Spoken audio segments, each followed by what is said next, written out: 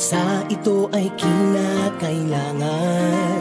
Tayo na magtulong-tulong, napaunlarin ang mahal nating bayan.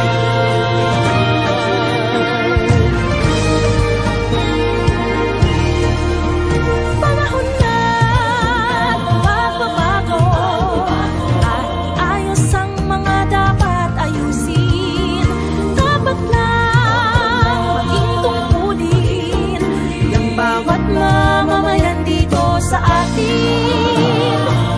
Ng pagbabago patungo sa pag-asenso, magsikap ng mabuti at nang guminhawa tayo. Malaki natin sa mundo at ipamalas ang bagong Pilipino at bagong Pilipino.